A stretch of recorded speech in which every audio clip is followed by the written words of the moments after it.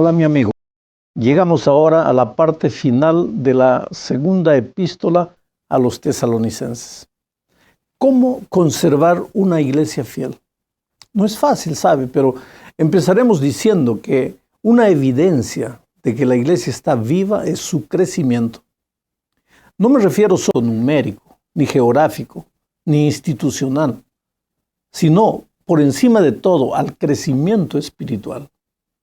El crecimiento espiritual involucra cambio para mejor. Vivimos, mira, en un mundo de constantes cambios vertiginosos, especialmente con los vehículos de comunicación que disponemos hoy. La gente cambia, la cultura cambia constantemente. En un mundo como el nuestro, es lógico que la iglesia también tiene que cambiar. Pero la pregunta es, ¿en qué sentido podemos cambiar? ¿Y en qué sentido no podemos cambiar? Pablo estaba preocupado con los cambios que podemos cambiar. Pablo estaba preocupado con los cambios en la iglesia, porque ya en los tiempos de los tesalonicenses habían cambios. Por eso Pablo escribió lo que encontramos en la segunda epístola de Tesalonicenses, capítulo 2, versículos. Pero nosotros debemos dar siempre gracias a Dios respecto a vosotros, hermanos amados por el Señor, de que Dios os haya escogido desde el principio para salvación mediante la santificación por el Espíritu y la fe en la verdad. Para esto Él os llamó por medio de nuestro Evangelio, para alcanzar la gloria de nuestro Señor Jesucristo. Así que, hermanos, estad firmes y retened la doctrina que habéis aprendido, sea por palabra o por carta nuestra. Y el mismo Jesucristo, Señor nuestro Padre, el cual nos amó y nos dio consolación eterna y buena esperanza por gracia, conforte vuestros corazones y os confirme en toda buena obra, en palabra y obra. El pensamiento de este texto, un poquito largo, es que aunque Dios desea que su iglesia crezca, y como ya dijimos, el crecimiento involucra cambio, debemos tener cuidado de retener la doctrina que fue dada por palabra o por carta. Experiencia cristiana. La experiencia cristiana no es una experiencia mística de contemplación, es una experiencia real de crecimiento. Pero no existe crecimiento saludable sin la doctrina. La doctrina es el camino que Dios nos presenta para alcanzar la gloria de nuestro Señor, Jesucristo. Eso es lo que dice en el texto. ¿Sabes? Hay mucha gente que pone a Cristo contra la doctrina. Esa también es otra gran incoherencia. Incoherencia sin medida. La doctrina es la enseñanza de Cristo. Cuando Jesús llega a tu vida, llega para salvarte y llega para enseñarte. ¿Por qué te salva? Porque estabas perdido. ¿Y por qué estabas perdido? Porque no conocías el camino. Ahora llega Jesús a tu vida para librarte de la perdición, pero a fin de que no te vuelvas a extraviar. En los tiempos de Pablo y en nuestros días había dos tipos de enseñanzas. La enseñanza oral, a través de la predicación, y la enseñanza escrita, a través de las cartas. Lo que hoy para nosotros sería la Biblia. Claro, la gente en aquellos tiempos y hoy también prefería la enseñanza oral porque era más atractiva. Pero este tipo de enseñanza, la enseñanza oral, es más fácil de ser manipulada. Al pasar el tiempo puede ser cambiada. Ya la enseñanza escrita está registrada. No sea muy fácil leer y investigar, estudiar, pero es deber del cristiano conocer la doctrina para no ser llevado fácilmente por los falsos maestros que aparecen todos los días. Resumiendo, ¿debemos cambiar? Claro que sí. ¿Debemos cambiar? Claro que sí. Debemos adaptarnos a los tiempos en que estamos viviendo, porque los tiempos han cambiado. Pero desde que retengamos la doctrina, quiere decir, los valores morales, los principios eternos, la enseñanza bíblica no cambia.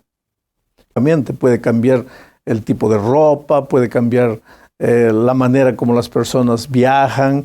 En los tiempos de Pablo se viajaba a pie o a caballo, en carreta, hoy se viaja en automóvil, en avión. Cambia, el mundo cambia. Pero Pablo dice, retened la doctrina. En la segunda parte de este estudio veremos por qué aparecen falsos maestros. En realidad, esos falsos maestros son instrumentos de Satanás. El mal para Pablo no es una fuerza simplemente o apenas una energía negativa. Hay mucha gente que piensa que el mal no existe. Mucha gente que se resiste a aceptar la existencia de Satanás. Creen que el enemigo no pasa de una tradición o una leyenda que pasó de boca en boca desde los tiempos antiguos. Pero la Biblia enseña que Satanás existe, es real. Es una persona, un ángel caído, rebelde, y que hoy desea destruir la vida de los que quieren seguir a Jesús. Mira lo que afirma Pablo en 2 a los Tesalonicenses, capítulo 3, versículos 1 al 5. Por lo demás, hermanos, orad por glorificada, así como lo fue entre vosotros, y para que seamos librados de hombres perversos y malos, pues no es de todos la fe. Pero fiel es el Señor, que os afirmará y guardará del mal, y tenemos confianza respecto a vosotros en el Señor, en que hacéis y haréis vosotros en el Señor, en que hacéis y haréis lo que os hemos mandado. Y el Señor encamine vuestros corazones al amor de Dios y a la paciencia de Cristo. Sabes, querido, hay varios pensamientos en este texto. El primero es que el mal existe, ser librados del mal. El segundo pensamiento es que ese mal se manifiesta en la vida y obra de muchos que no aceptan la fe y que atacan a los que enseñan la verdad. El tercer pensamiento es que esos hombres entorpecen la predicación del Evangelio, porque muchas veces los predicadores, en lugar de dedicarse a la predicación del Evangelio, tienen que perder tiempo combatiendo las enseñanzas del mal. Y el último pensamiento es que el instrumento poderoso para combatir el mal es la oración. Poderoso para combatir el mal es la oración. Y Pablo deseaba que los tesalonicenses fuesen un pueblo de oración. Ahora, querido, todos estos conceptos son una realidad en la iglesia de nuestros días. ¿Acaso los pastores no tienen muchas veces que perder el tiempo combatir esos instrumentos del mal que aparecen vestidos de ovejas, tratando de sembrar doctrinas extrañas? Lo peor de todo es que ellos acusan a la iglesia de enseñar las doctrinas equivocadas. Ellos se consideran los apóstoles de la Reforma, los detentores. Usan la Biblia y el espíritu de profecía a su antojo. Quiere decir, usan lo que les conviene. Y cuando no les conviene, dicen que la iglesia aumentó eso, acrecentó eso y que no está en los originales. Son astutos. Tratan de seducir. En otras palabras, hacen la obra del enemigo en nombre de Dios, entre comillas. Pablo nos aconseja que seamos guardados de ese tipo del mal. En la tercera parte de este estudio analizaremos los versículos 6 al 8 del capítulo 3 de 2 a los Tesalonicenses. Pero os ordenamos, hermanos, en el nombre de nuestro Señor Jesucristo, que os apartéis de todo hermano que ande desordenadamente y no según la enseñanza que recibisteis de nosotros. Vosotros mismos sabéis de qué manera debéis imitarnos, pues nosotros no anduvimos desordenadamente entre vosotros, ni comimos de balde el pan de nadie. Al contrario, trabajamos con afán y fatiga día y noche para no ser gravosos a ninguno de vosotros. Aquellos hermanos allá en Tesalónica. Cualquiera que anda en violación de la voluntad o de la enseñanza del Señor anda desordenadamente.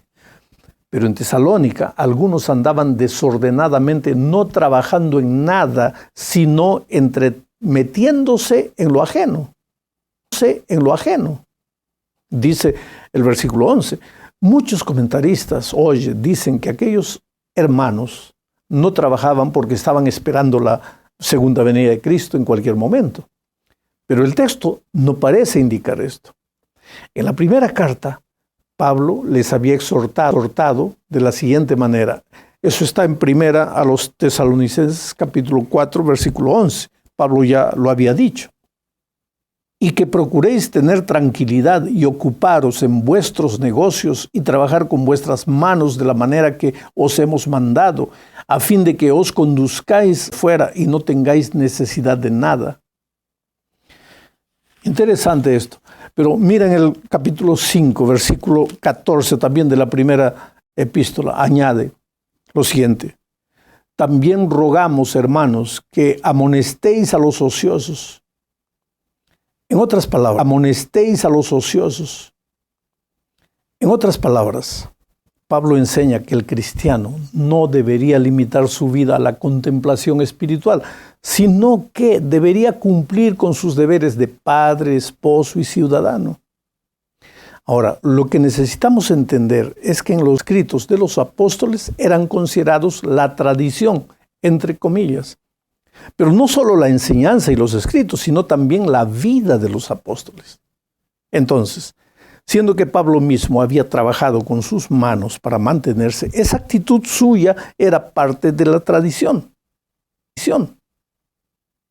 Y en el Nuevo Testamento, la autoridad de la iglesia era el Antiguo Testamento, que ya estaba escrito, y la tradición, que estaba formada por las enseñanzas, los escritos y el comportamiento de los apóstoles. En la cuarta parte, Pablo sigue enfatizando el deber que cada persona tiene. Mira lo que dicen los versículos 10 al 12. Recuérdate, estamos analizando el capítulo 3 de la segunda epístola a los tesalonicenses. Y cuando estábamos con vosotros, os condenábamos esto, que si alguno no quiere trabajar, tampoco coma. Oímos que algunos de entre vosotros andan desordenadamente, no trabajando en nada, sino entrometiéndose en lo ajeno. A los tales mandamos y exhortamos por nuestro Señor Jesucristo, que trabajando sosegadamente coman su propio pan. Este problema que Pablo presenta en la época de los tesalonicenses no es un problema solo de aquellos días. Este es un problema que la iglesia ha enfrentado a lo largo de todos los tiempos. Siempre ha existido en la iglesia personas que desean aprovecharse de las otras. En la iglesia primitiva, la iglesia de Dios vivía en una comunidad. Todo era de todos. Todos aportaban para todos. Todos comían el mismo pan. Todos bebían el mismo cálice. Pero entonces empezaron a aparecer los ociosos que no trabajaban ni aportaban nada. Y pasaron a vivir de lo que los otros traían. Date cuenta que no había pasado mucho tiempo. Pablo todavía estaba vivo. Y sin embargo ya tenía que decir que cada uno comiese su propio pan. ¿Por qué? Por causa de estos hermanos que cristianos querían en realidad una vida tranquila y sin preocupaciones por cuenta de los otros. Pablo fue firme contra esta actitud. Sin embargo, esto no significa que Pablo no se preocupase con los hermanos pobres. Pablo era muy consciente de la necesidad de hermanos pobres, claramente en otras partes de sus escritos. Pero estos pobres, para quienes Pablo pidió ayuda en otras partes, no eran hermanos ociosos, sino verdaderamente necesitados por muchas circunstancias que aparecen en la vida. Y pues un hermano que pierde el empleo repentinamente, que queda enfermo repentinamente, en fin. Pero en Tesalónica había otro tipo de pobres, los pobres ociosos que querían aprovecharse de la situación. Porque si los pobres por quienes Pablo abogó hubieran sido ociosos, Pablo nunca habría pedido ayuda para ellos. Oh, querido, Dios quiere que el hombre trabaje. Génesis 2:15 dice lo siguiente, mira, te voy a leer. Tomó pues Jehová Dios al hombre y lo puso en el huerto de el Edén que lo labrara y lo guardase. Ahora te voy a leer Génesis 3:19. Con el sudor de tu rostro comerás el pan hasta que vuelvas a la tierra, porque de ella fuiste tomado, pues polvo eres y al polvo volverás. Está claro. El plan de Dios es que el ser humano trabaje. Jesús trabajó en la carpintería hasta la edad de 30 años. Y su ministerio fue un periodo de 3 años y medio de arduo trabajo. Él dijo, mi padre trabaja ahora, yo también trabajo. Pedro, Andrés, Jacobo y Juan fueron pescadores y Jesús los hizo pescadores de hombres. Ahí estaba involucrado el trabajo. Pablo hacía tiendas antes de comenzar su ministerio como apóstol de Cristo y siguió haciendo tiendas durante todo su ministerio. Quiere decir, los que no trabajan están en conflicto con el plan de Dios. Por eso Pablo prohíbe que los cristianos ayuden a los ociosos, porque en realidad esa ayuda material no les ayuda, sino que les perjudica, porque promueve la ociosidad. Lo que tenemos que hacer con esos hermanos es ayudarlos a trabajar, no ayudarlos a no trabajar. La última parte de este estudio es delicada. Trata sobre la disciplina eclesiástica. Hay muchos cristianos hoy que piensan que el amor debe llevar a la iglesia a no disciplinar a nadie. Usan la declaración de Jesús a la mujer pecadora, yo tampoco te condeno, vete y no peques más. Entonces, esos buenos hermanos deducen que si Cristo, siendo Cristo, no condenó a la pecadora, ¿quiénes somos nosotros para condenar? Puede ser políticamente correcta, muy bonita de ser dicha, pero infelizmente no es bíblicamente correcta. Pablo en 2 a los Tesalonicenses capítulo 3, 13 al 15, dice, pero vosotros hermanos no os canséis de hacer el bien. Si alguno no obedece a lo que decimos por medio de esta carta, a ese señaladlo y no os juntéis con él, para que se avergüence. Pero no lo tengáis por enemigo, sino amonestadlo como a hermano. Aquí y no es solo Pablo el que habla, Jesús también lo dijo. En Mateo capítulo 18, versículos 15 al 17, mira lo que dice. Por tanto, si tu hermano peca contra ti, ve y repréndelo, estando tú y él solos. Si te oye, has ganado a tu hermano, pero si no te oye, toma un contigo. Si te oye, has ganado a tu hermano, pero si no te oye, toma un contigo, 1 o 2, para que en boca de 2 o 3 testigos conste toda palabra. Si no los oye a ellos, dilo a la iglesia. Y si no oye a la iglesia, tenlo por gentil y publicano. Está claro que la disciplina eclesiástica es que quieren juzgar a los otros. Es una orden bíblica, tan bíblica como amar al prójimo, tan bíblica como predicar el evangelio, tan bíblica como salvar a las personas. Pero querido, tanto Jesús como Pablo son claros también en decir que el elemento básico de la disciplina es el amor. Te digo una cosa, nadie se siente herido porque es disciplinado. Las personas se resienten por la manera como son disciplinadas. Cristo, hablando del disciplinado, dice, tratadlo como gentil y publicano. ¿Cómo trataba Jesús al gentil y al publicano? Con amor. Y Pablo, hablando de la disciplina, dice, pero no lo tengáis por enemigo, sino amonestadlo como a un hermano. ¿Es esa la disciplina que practicamos? Mira, yo siempre digo que si eres miembro de una has pasado la noche entera orando y llorando por el hermano que será disciplinado, tú no tienes el derecho moral de levantar la mano al día siguiente. Disciplina con amor. El propósito de la disciplina es salvar al hermano, no hundirlo, no castigarlo, salvarlo. Salvar quien ama. Solo puede disciplinar quien ama. Quien no ama no tiene condiciones de disciplinar.